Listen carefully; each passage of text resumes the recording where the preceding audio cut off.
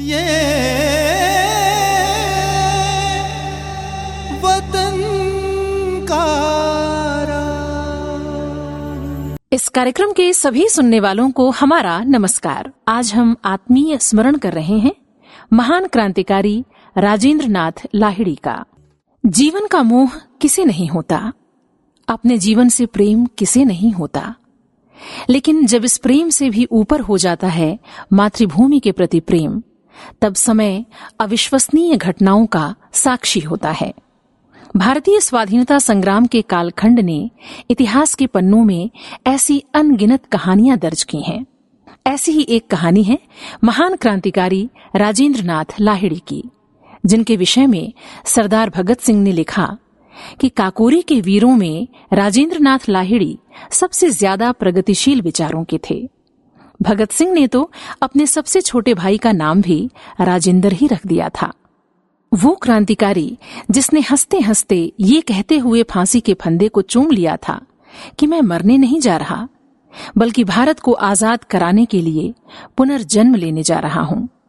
वो Hindustan Republican association के सक्रिय सदस्य थे, जिसका उद्देश्य अंग्रेजों को भारत से बाहर करना था। राजेंद्र नाथ लाहिड़ी इस क्रांतिकारी दल की बनारस इकाई के इंचार्ज थे।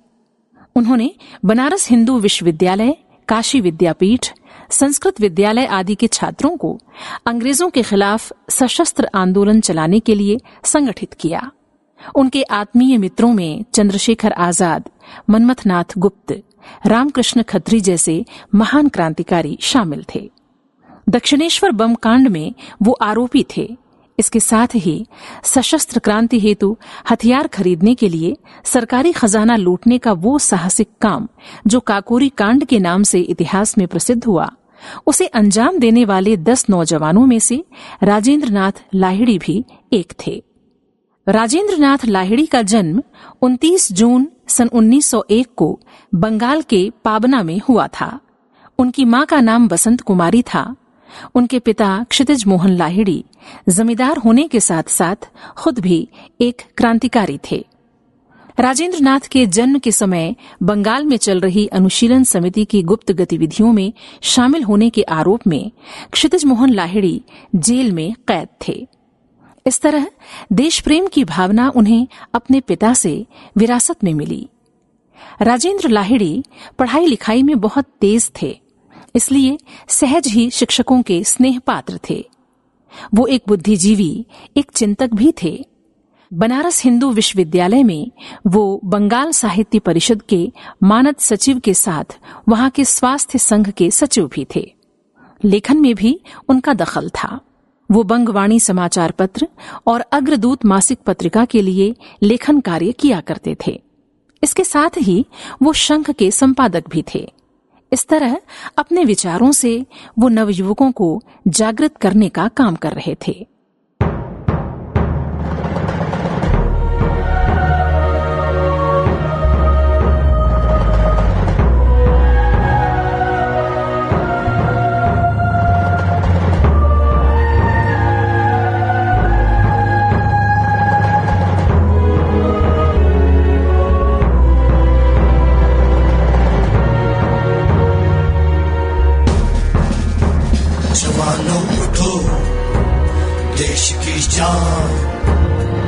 मांगती माता बलिदान, जवानों उठो देश की जान, मांगती माता बलिदान, जवानों उठो देश की जान, मांगती माता बलिदान।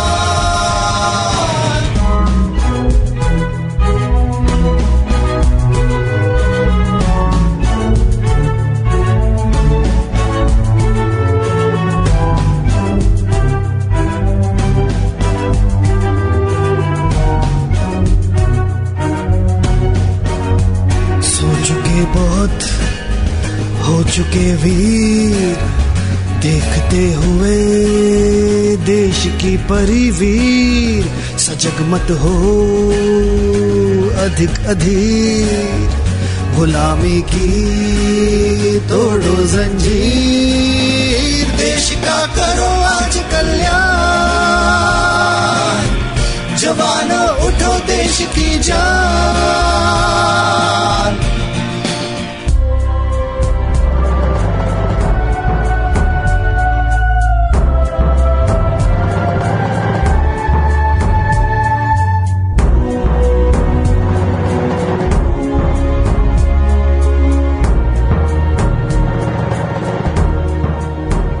देश हित बाधा विघ्न ढके, बढ़ो संकट को समझो खेल, बनो मत अब इतने बेजार, संभल कर हो जाओ तैयार, जोश से गाओ गौरव गान, जवानों उठो देश की जान।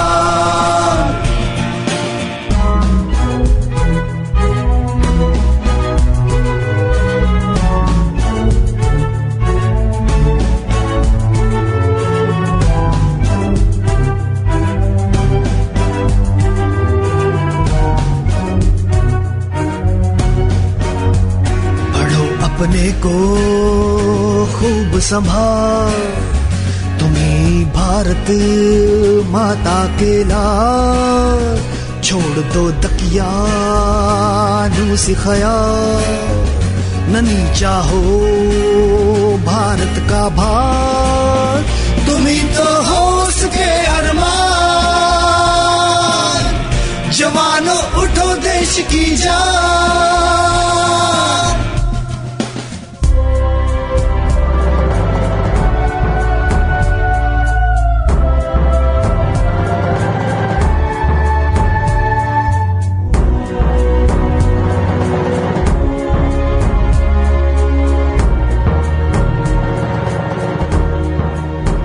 चलो वीरो अब ठानो ठान, करो भारत माँ का कल्याण, रहे सारी दुनिया में शान, विरोधी भागे लेकर जान, हाथ में ले राष्ट्रीय निशान,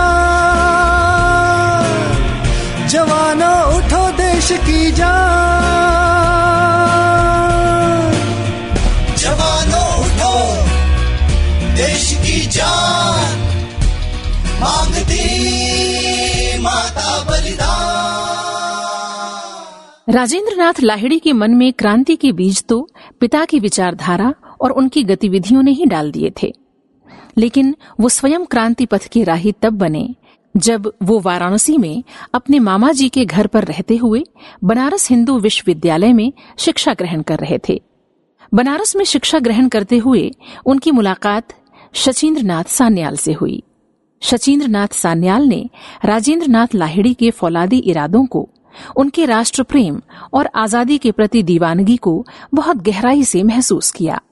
राजेंद्र नाथ लाहिड़ी के भीतर देश हित में बलिदान होने की सर्वोच्च भावना को देखते हुए ही शचीन्द्र नाथ सान्याल ने उन्हें अपने साथ अपने दल में रख लिया और उसके बाद उन्होंने बनारस से प्रकाशित होने वाली पत्रिका बंगवाणी के संपादन का कार्य उन्हें सौंप दिया।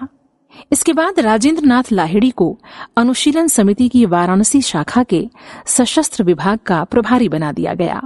अब राजेंद्र नाथ लाहिड़ी अंग्रेजों द्वारा भारत पर हो रहे अत्याचारों से देश को आजाद करने के लिए अंग्रेजों के खिलाफ आवाज उठाने वाले क्रांतिकारी संगठन हिंदुस्तान रिपब्लिकन एसोसिएशन के सक्रिय सदस्य बन गए और क्रांतिकारी गतिविधियों को वो अंजाम देने लगे। स्वाभिमानी और अत्यंत साहसी राजेंद्र नाथ लाहिड़ी की विशेषता ये थी कि वो सबके होकर रह सकते थे। सब उन्हें अपना अनुभव करते थे। अपने साथियों से उन्होंने हमेशा सार्थक काम लिए और बहुत सुंदर ढंग से काम लिए। उनके चेहरे पर हरदम हंसी खेला करती थी। राजेंद्र नाथ लाहिड़ी के हंसने पर मालूम होता जैसे उनकी हंसी उन्मुक्त हो, बंधन काटकर, बाधा विहीन होकर सारे शरीर से फूटी पड़ रही है।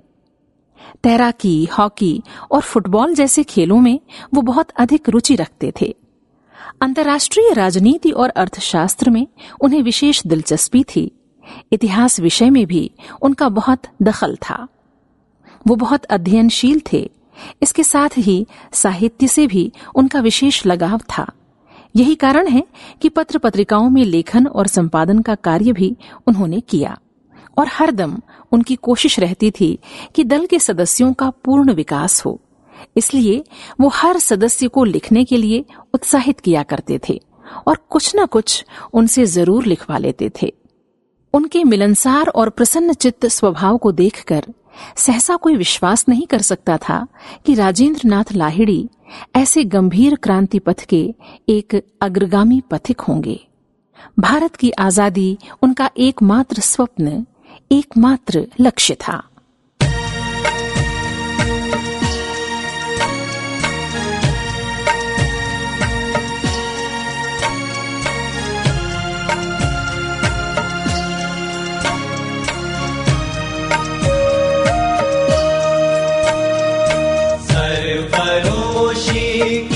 तमन्ना अब हमारे दिल में है, सरफरोशी की तमन्ना अब हमारे दिल में है। देखना है जोर कितना बाजुए कातिल में है, सरफरोशी की तमन्ना अब हमारे दिल में है।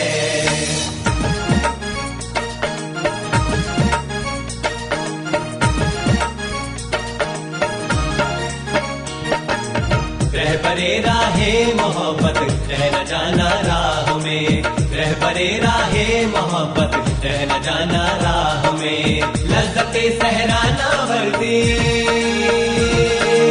लज़्ज़ते सहराना वर्दी दूर ये मंजिल में है, सरफरोशी की तमन्ना अब हमारे दिल में है, सरफरोशी की तमन्ना अब हमारे दिल में है, अब हमारे दिल में है।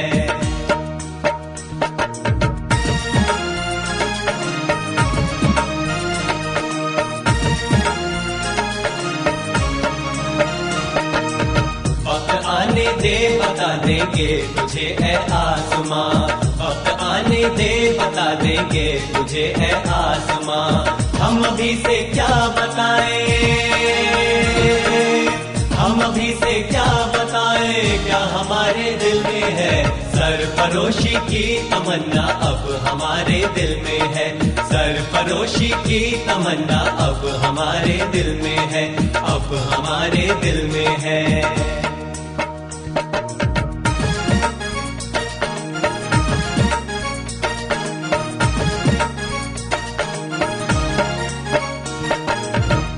फिर मकतल में कातिल कह रहा है बार बार, आज फिर मकतल में कातिल कह रहा है बार बार। क्या तमन्नाए शहादत,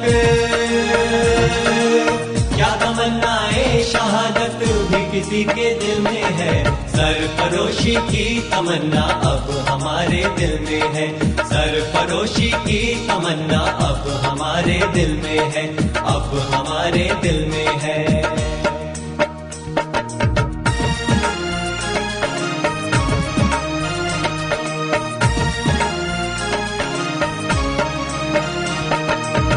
शहीदे मुल्को मिल्लत हम तेरे ऊपर निसार, ऐ शहीदे मुल्को मिल्लत हम तेरे ऊपर निसार। अब तेरी हिम्मत का चर्चा, अब तेरी हिम्मत का चर्चा गैर की महफिल में है, सरफरोशी की तमन्ना अब हमारे दिल में है, सरफरोशी की तमन्ना अब हमारे दिल में है, अब हमारे दिल में है।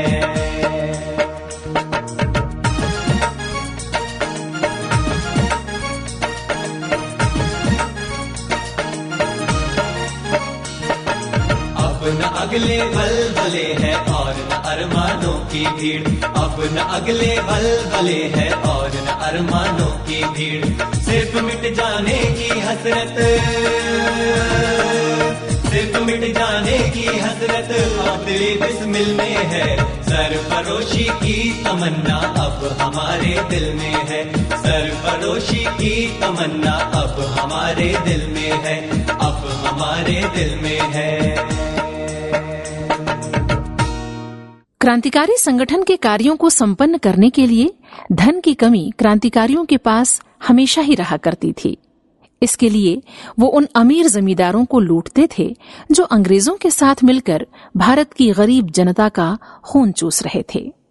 सशस्त्र क्रांति के उद्देश्य से धन प्राप्ति हेतु दल ने अंग्रेजों का ही खजाना लूटने की योजना बनाई। उनका मानना था कि ये पैसा देश के लोगों का है। 9 अगस्त सन 1925 को राजस्व लेकर जा रही अंग्रेजों की ट्रेन को काकोरी में क्रांतिकारियों द्वारा लूट लिया गया।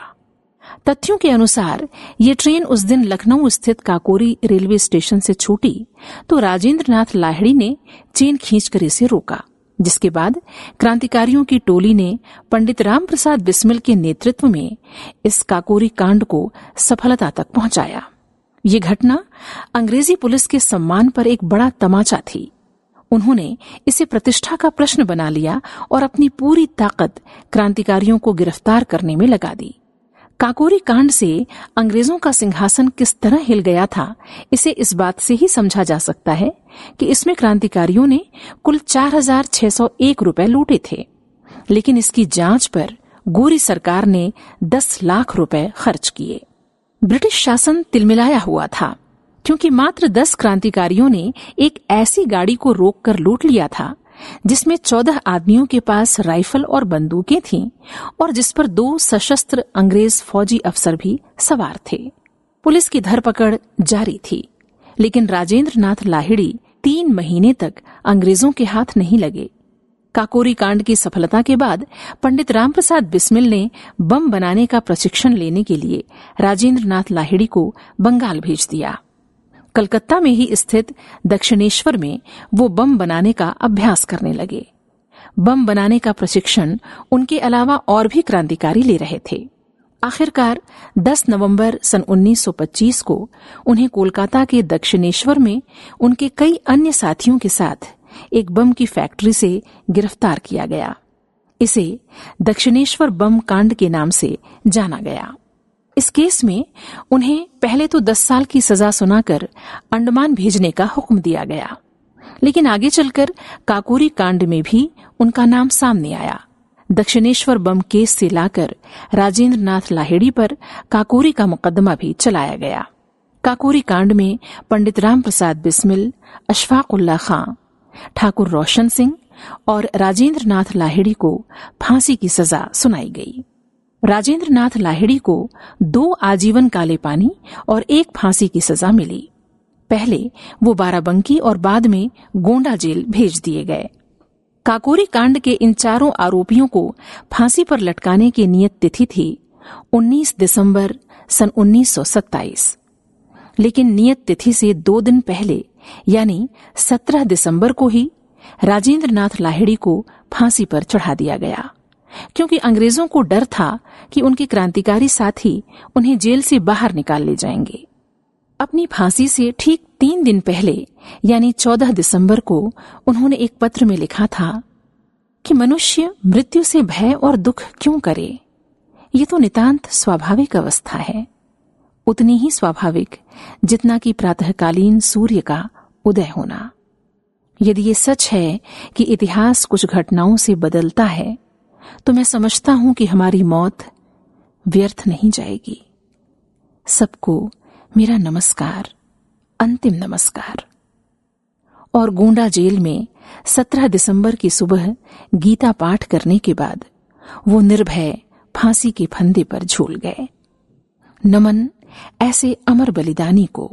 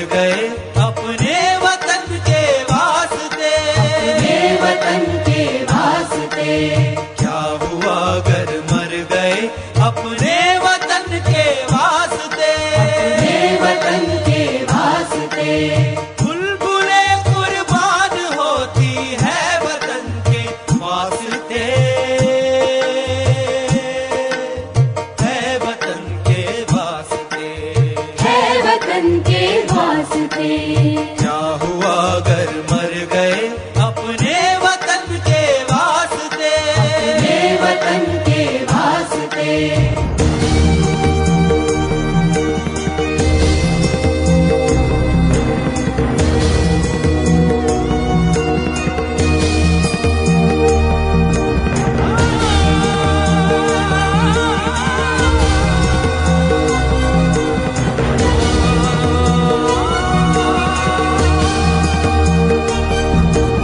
देखते हैं आज जिनको शाद है आजाद है, शाद है आजाद है, शाद है आजाद है।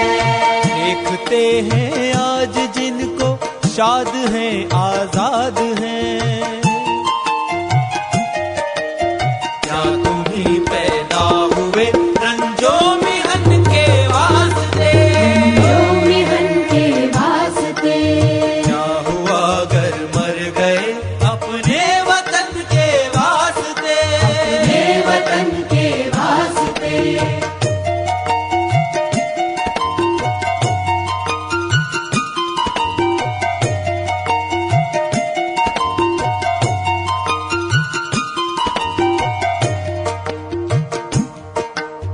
दर्द से अब बिलबिलाने का जमाना हो गया, हाँ जमाना हो गया, हाँ जमाना हो गया। दर्द से अब बिलबिलाने का जमाना हो गया। फिक्र करनी चाहिए मर्ज़े कुहन के वास्ते, मर्ज़े कुहन के वास्ते। क्या हुआ अगर मर गए अपने वतन के वास्ते, अपने वतन के वास्ते।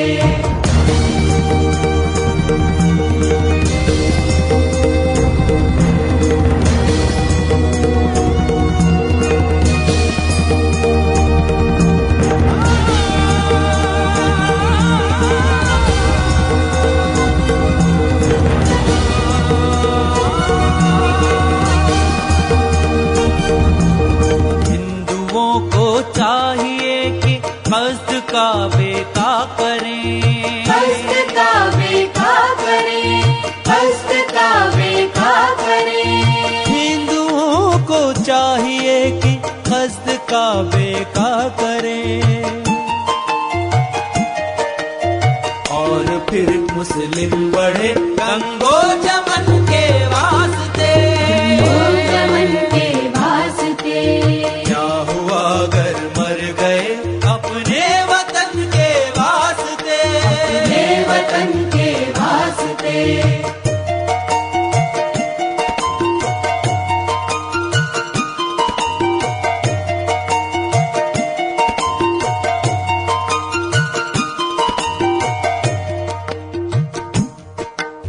तरस आता है तुम्हारे हाल पे ऐ हिंदियों, हाल पे ऐ हिंदियों, हाल पे ऐ हिंदियों।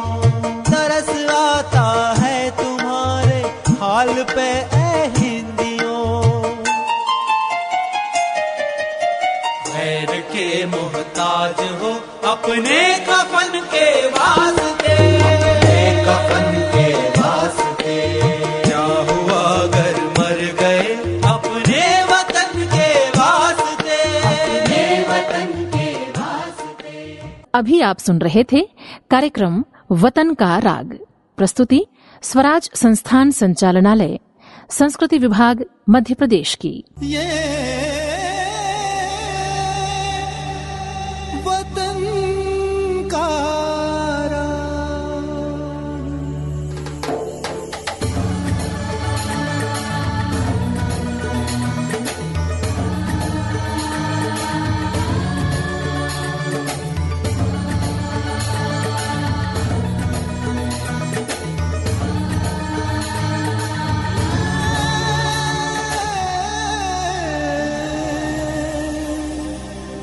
वतन